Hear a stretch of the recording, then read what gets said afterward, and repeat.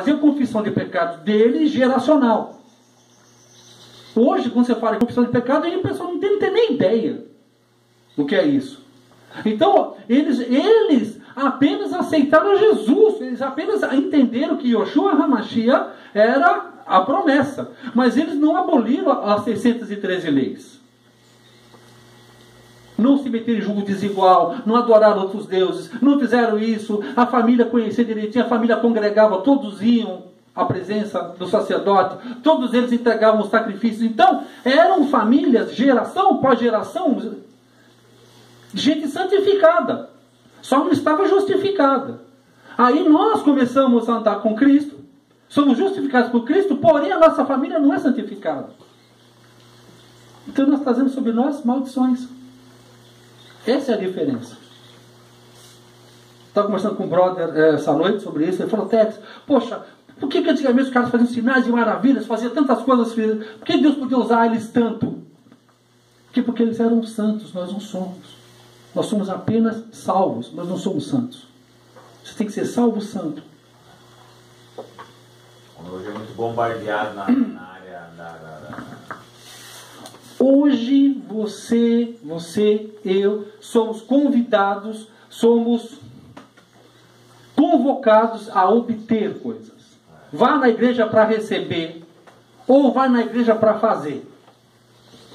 Ou vai na igreja para receber bênção, ou vai na igreja para fazer. E quando a prioridade de Deus não é nem para você fazer, nem buscar, mas é ser. Ser. Quando nós entendemos isso, Jesus nunca mandou você fazer nada. Deus lhe falou só para você: siga-me, vem comigo. Creia também. Creia somente. Mas creia. Como é que eu creio em alguém? Quando eu ando nada. Alguém crê aqui no Paulo Barbosa de Campos?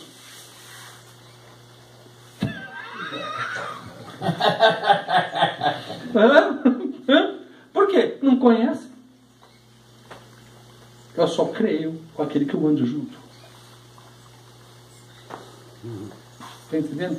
Então ele chamou você, anda junto. Conforme você andava junto, ele fazia os sinais de maravilha, você só observava.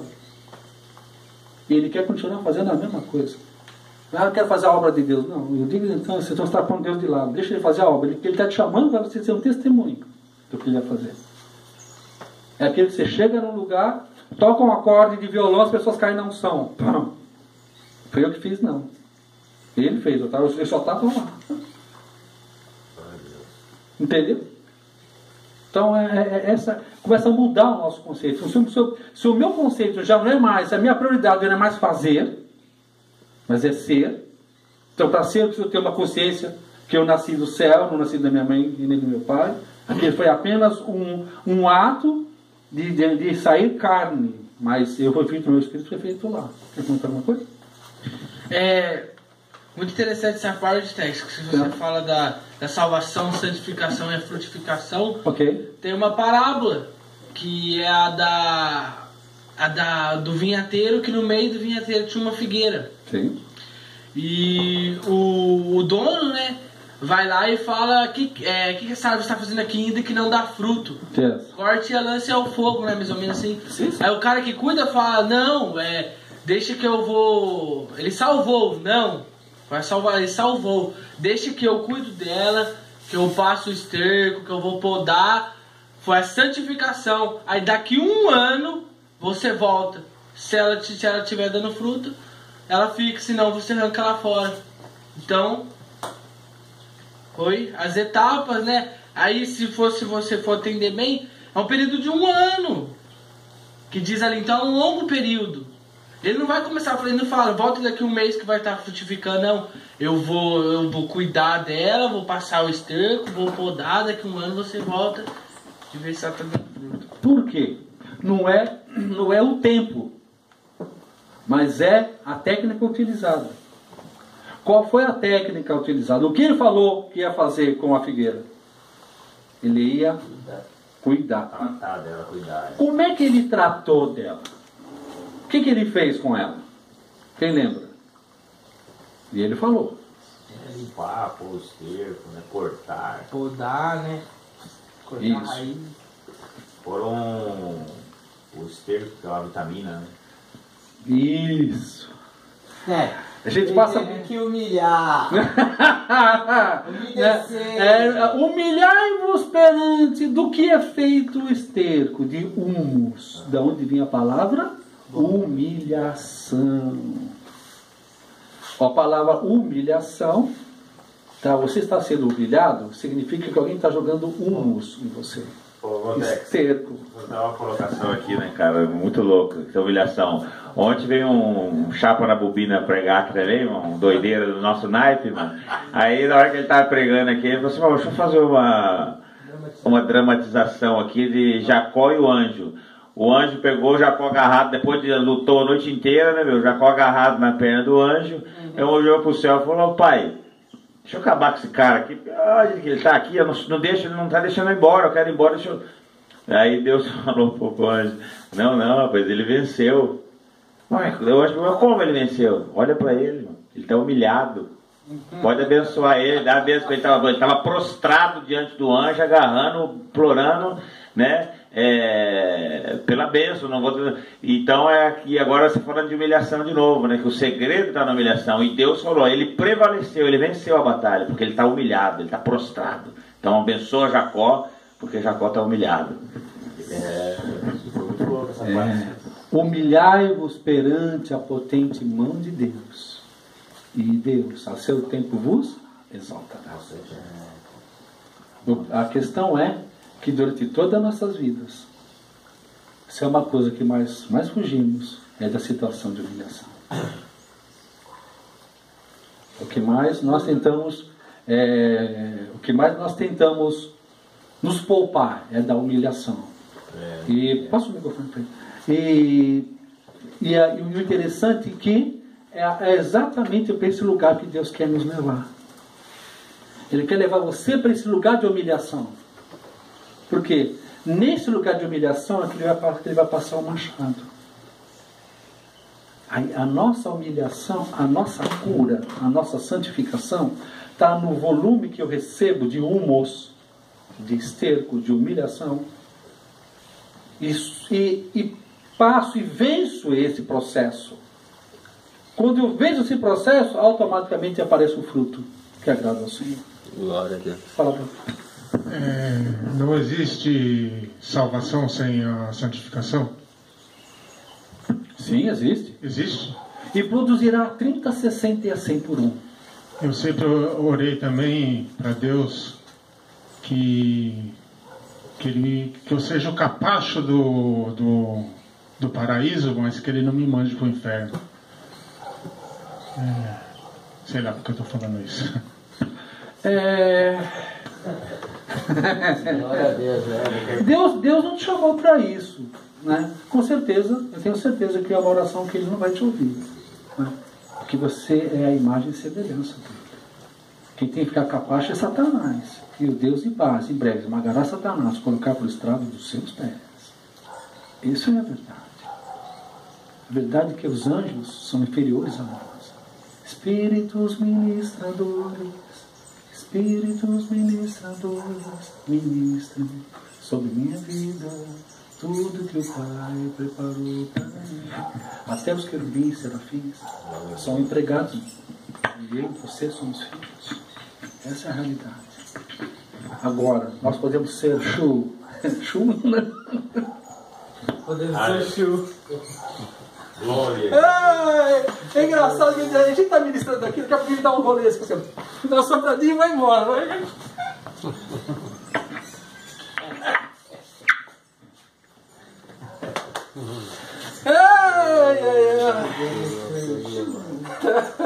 Glória a Deus. Você falou do advogado. Me lembro onde que eu parei. Eu esqueço. Está cantando louvor que os anjos ministram, nós somos filhos e os anjos... Nós somos mais importantes. Eu contei uma vez que eu estava pintando uma igreja, eu te contei isso, né? Era essa hora, um pouco mais tarde. Mike. Estava. Eu perco a compostura, né? Ela estava pintando a igreja, estava tocando um louvorzinho lá, tal, no radinho lá, estava sozinho, uma igreja de 3 andares pintando a igreja sozinho, mano. Tá? Pintando a igreja, tá? Daqui a pouco ele veio e me catou lá em cima do degrau da escada, mano, lá no último degrau, cara. Mas com aquele calor me envolveu assim. Eu falei, mano, me espera descer a escada, velho. Eu comecei a rir. Mano, eu vou ter que eu fui chegando na escada, fui caindo. Caí na unção, pincel para um lado, mas ria muito.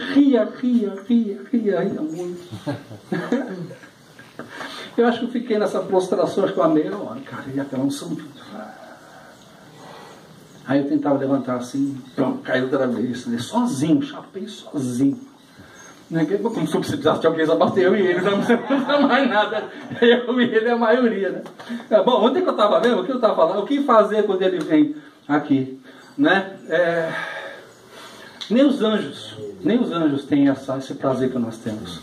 Os anjos fazem uma adoração organizada, orquestrada. A gente fala, aleluia, aleluia. E o pai fala, olha que cântico maravilhoso. Os anjos falam, paizão, baba, vai corujão. Ele fala, olha que canto bonito, entendeu? Esse é show, esse é o Abba. Aleluia. Esse é o Abba. Mas eu preciso responder ele ainda, peraí.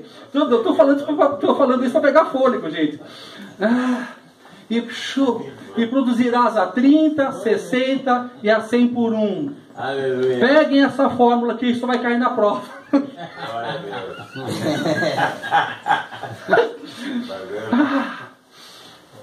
Muita unção, pouco caráter, 30%. Muito caráter, pouca unção, 60%.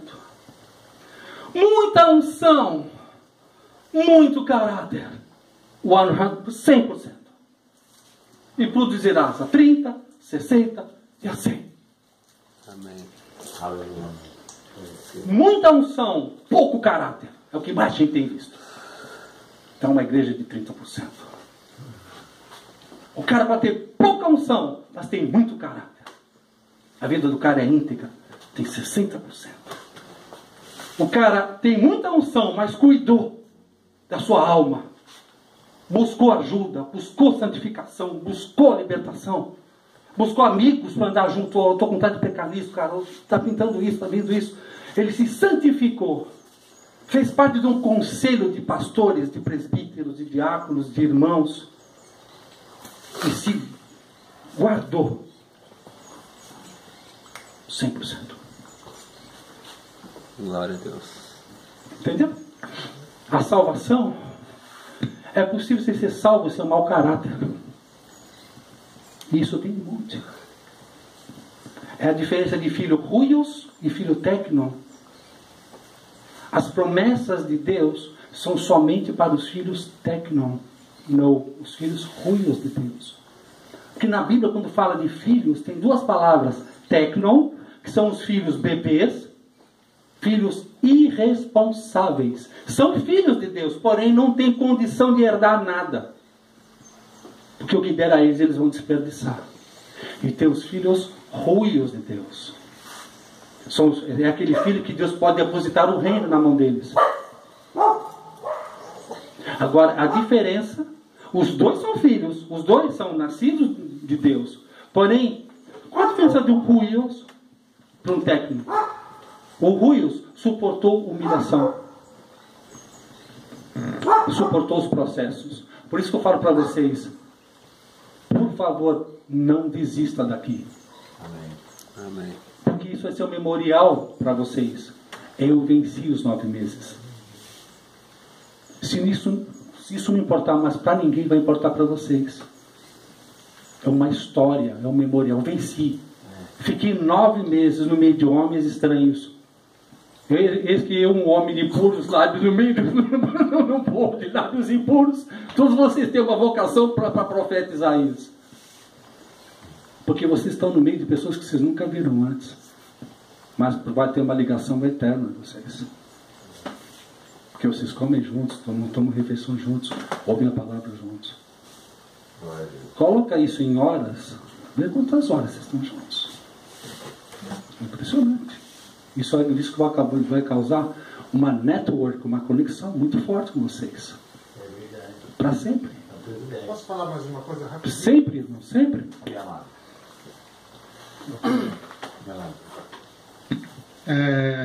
Está falando direto sobre enxerto, né?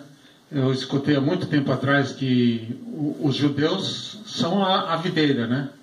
E os gentios, nós, somos enxertados lá. Jesus é a videira, nós enxertados. Não, os judeus. Né? Os judeus. Sim. Sobre eles pairam são os oráculos. Desculpa. Sobre eles pairam as promessas. Eles são chamados os oráculos. Eles são o povo escolhido de Deus. A gente... Eles são o povo escolhido de Deus. Ok? Mas nós, Deus escolheu. Parece meio estranho o que eu falei, né? Tá entendendo? Mas agora ficou claro.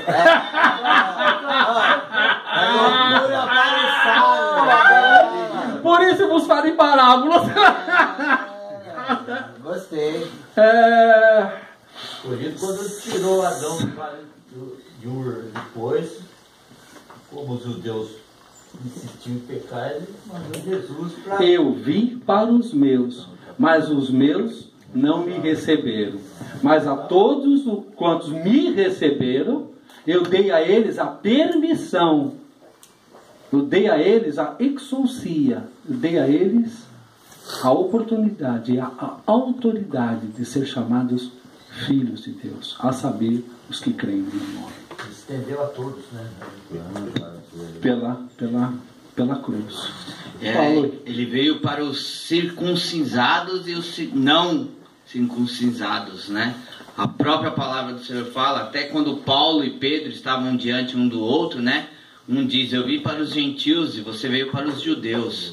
Então, ali já se era dito, o evangelho é para todos. Só que você vai para uns que vão lhe receber melhor do que eu, ou eu estaria presente, né? Assim, como eu posso dizer, né? Cada um no seu qual. É o que eu sempre digo, né? O cara chegar num estilo, em determinado lugar, talvez cause estranheza, porque não se vê, né, o coração.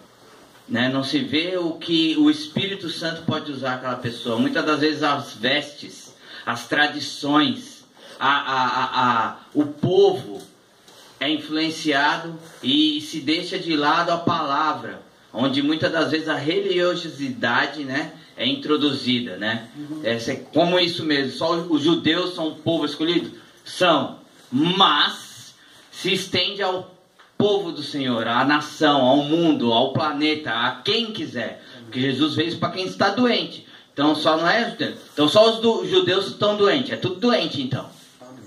Vamos lá, Mateus capítulo 18.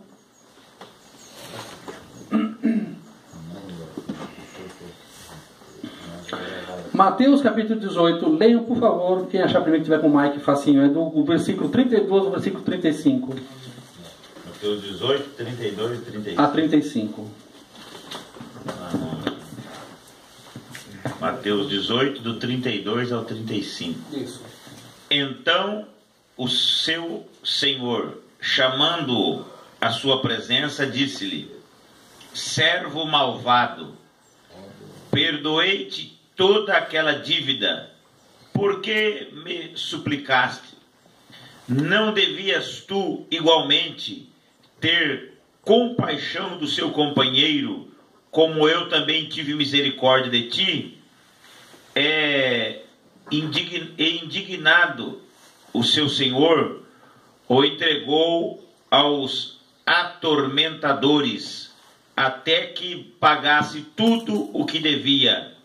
Assim vos fará também meu Pai Celestial, se do coração não perdoares cada um a seu irmão as suas ofensas. Perfeito. A primeira coisa que nós recebemos quando somos salvos é a primeira incumbência. Sai aí liberando todo mundo, perdoando todo mundo. Por quê? a maioria das nossas enfermidades, inclusive depressão, nós estamos estudando, estamos tentando, por incrível que pareça, acredite se quiser, tá? Nós estamos tentando estudar raízes espirituais da depressão, né? Pela risada vocês estão vendo que realmente parece que eu não estou conseguindo lograr êxito na tarefa, né? Mas vamos lá, né? Ainda bem que a aula não é de comportamento evangélico, né? Comportamento, né, adequado cristão, né?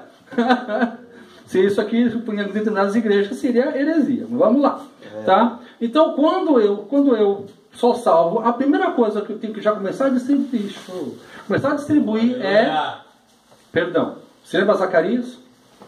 Quero restituir 4 vezes mais aqui tem prejudicado. Jesus não falou nada disso para ele. E número 4 fala da universalidade. Leste, oeste, norte, sul. Fala o número 4. Os 4 ventos. Fala, significa global. Todos. Everyone. Quero instituir 4 vezes mais. Indica uma atitude. Todos. Todos. Aquele não libera. Aquele que você não libera traz sobre você. Que a pessoa que você não libera, a corrente, o grilhão não fica na pessoa, mas fica em ti. Aí você fica arrastando correntes. E essa pessoa que você não perdoa te dá uma legalidade ao inimigo de trazer sobre você perturbação e perseguição espiritual. Muitas vezes, aliás, há pouco tempo já descobriram que a origem de muitos cânceres está em falta de perdão.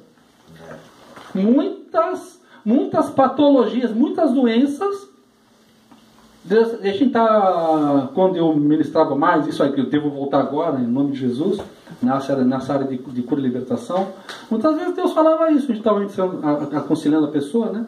Deus falava, para ele perdoar o primo que estuprou ele. Para ele perdoar o tio dele que abusou dele. Aí eu quando falava aquilo, eu falei, Deus está falando. Esses dias, Mike. Esses dias, irmão, não foi na outra ressocialização que eu tive em casa, eu vi uma mensagem de um irmão e ele contando que muitas mulheres, ele nem falou irmãs, foram mulheres com câncer de mama, oriundo da falta de perdão. Sim. Nessa região, né, do tórax, o guarda, aquilo ali, mulher que não perdoou o marido, que foi ferida pelo marido, pelo ex-marido, enfim, situações que ela vem trazendo de falta de perdão, comprovado câncer de mama em função dessa situação. Alguns casos de artroses, artrites, tem a ver com falta de perdão. Teve pessoas que receberam milagres instantâneos. Libera tua pessoa. Teve aquela relutância. Não, mas libera. Libera que você vai liberar. Quando você libera o perdão, você é a primeira pessoa a ser liberada.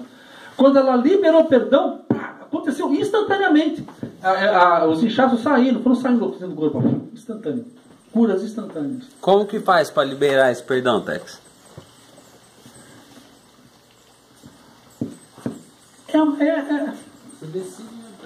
É uma decisão. Eu decido. Não é por sentir. Eu escolho. Muitas vezes, eu não estou sentindo de liberar perdão. Não estou sentindo, não. Então, não é por sentir. É por uma decisão madura, por entendimento. Uma atitude. É uma atitude. E verbaliza. Eu decido liberar X pessoa. Aí você dá o nome para ela. No reino do Espírito. Eu te libero em nome de Jesus. Te libero, te abençoo em nome de Jesus. Que o Senhor Deus toque a sua vida. Que você... Porque toda vez que você nega... Sempre aquela parábola que nós estávamos falando aqui, daquela pessoa que recebeu um perdão de 1 bilhão. Ele devia 1 bilhão no banco. Ele recebeu O banco falou, você não vai pagar? Está aqui, ó. Está livre. Aí você sai do banco, caramba, foi perdoado de 1 bilhão. Aí passa na tua frente alguém que devia 10 contos para você. Aí você vai naquela pessoa, você me dê 10 contos, seu cara safado. Não, por favor, não tenho como, você não presta. Aí você vai chamar a polícia e põe aquele cara na prisão. Porque ele vai na delegacia para preencher, tal. O delegado vai para você. Você não era aquele cara que estava lá no banco, que ouviu o gerente falou que você perdoou 1 bilhão de você? Ah, sou eu mesmo, você vê que benção? Você vê que benção? Você não consegue libertar esse cara? Então, toda vez que você não libera o perdão para alguém, você está trazendo para você uma obra de injustiça. Você está sendo injusto. Obrigado. Paulo. Referente ao perdão, era algo que me pegava muito, né?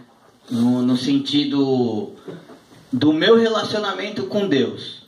Por quê? Eu queria ter um relacionamento com Deus, com Jesus Cristo. E eu sei que a palavra diz, né? Porque foi perguntado a Jesus quantas vezes se deve perdoar, né? Que foi o 70 vezes 7 que ele respondeu. Mas a parte que me pegava do perdão era porque eu não conseguia perdoar, mas eu queria seguir a Cristo. Então eu via que eu não estava seguindo a Cristo porque eu não perdoava. Então não tem lógica. Como eu vou seguir a Cristo se eu não consigo perdoar? Então o perdão para mim não é algo que vai vir em mim, é obrigado. Eu sou obrigado a perdoar para poder seguir o mestre. É uma condição. Você quer me seguir? Perdoe.